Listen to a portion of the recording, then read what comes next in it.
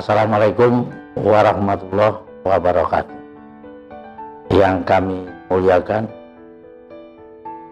para sahabat Ihram, alhamdulillah kita panjatkan puji syukur kehadirat Allah Subhanahu wa taala karena atas rahmatnya kami bisa menyampaikan salah satu daripada pelaksanaan ibadah umroh.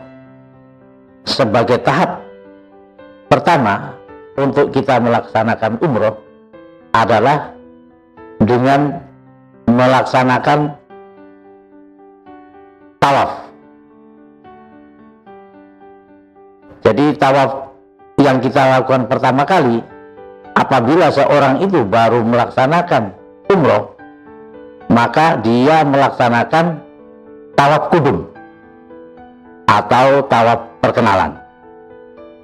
Nah, setelah melakukan tawaf kudum, maka tawaf yang berikutnya adalah tawaf wada.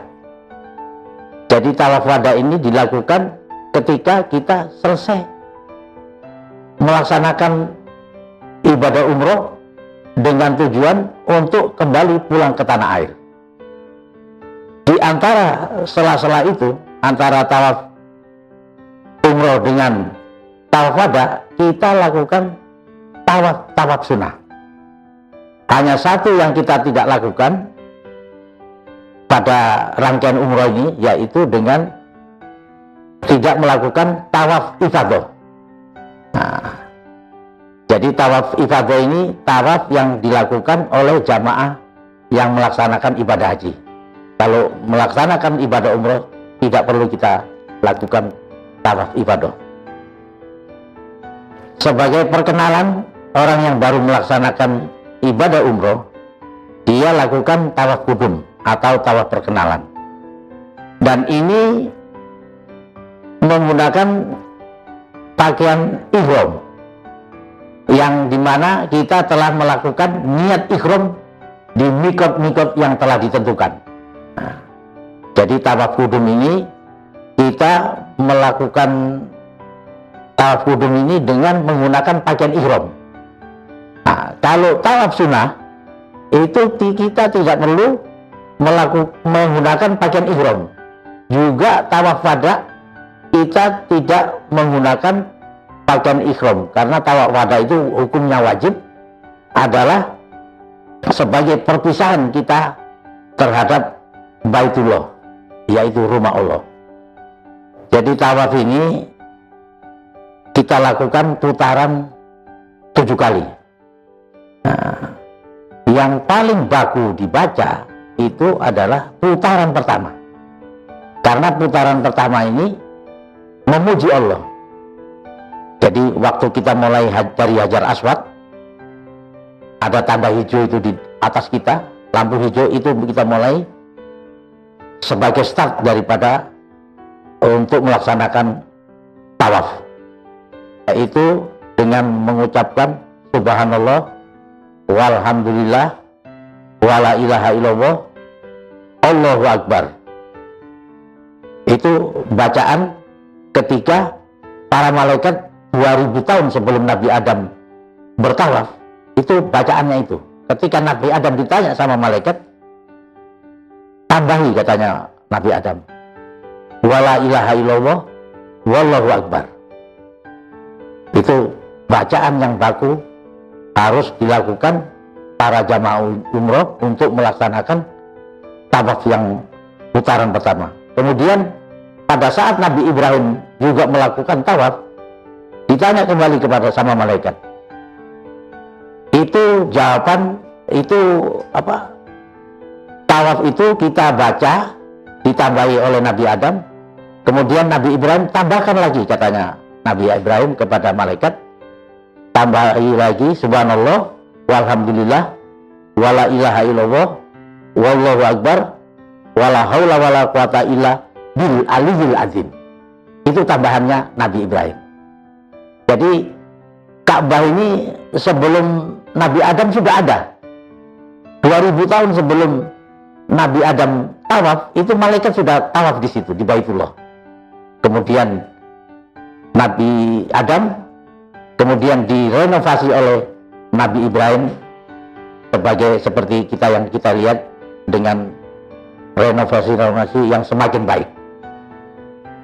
Jadi bacaan yang pertama itu yang baku.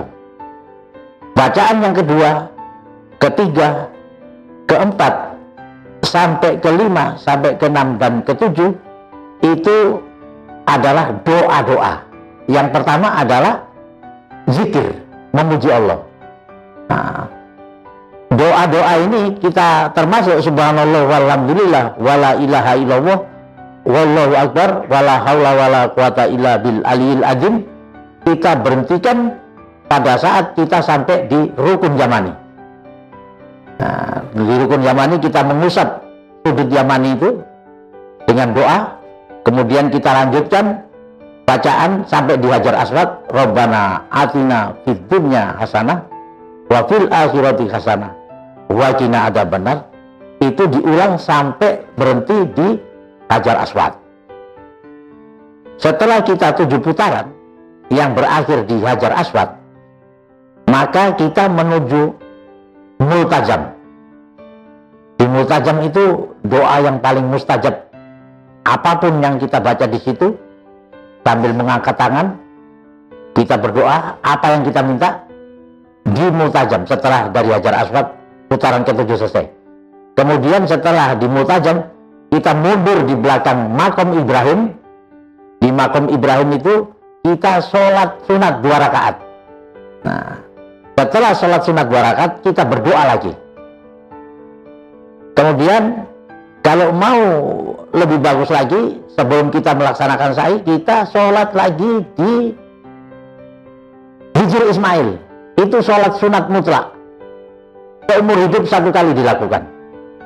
Misalnya kita mau melaksanakan umur lagi, tidak sholat di situ, tidak apa-apa. Tapi itu sholat sunat mutlak itu dilakukan seumur hidup 1 kali. Kalau kita melakukan lagi pada saat umur lagi atau haji, silakan, itu lebih baik.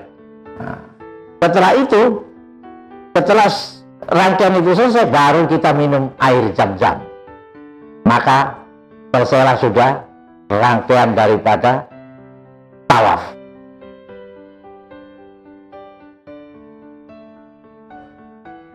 Jadi tawaf ini tidak sekedar mengelilingi 7 kali daripada Ka'bah.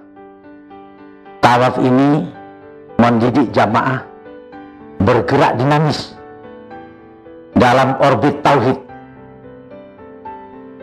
Keteguhan dan konsistensi dalam bertauhid memacu gerak untuk maju dan terus maju.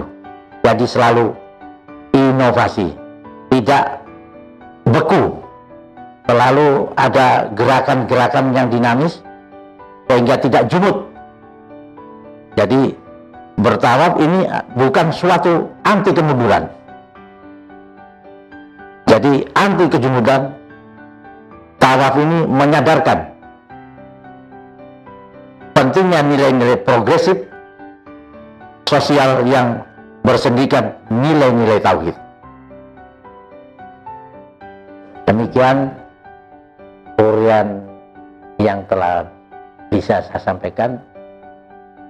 Semoga dapat diambil manfaat oleh para sahabat ihram. Wassalamualaikum warahmatullahi wabarakatuh.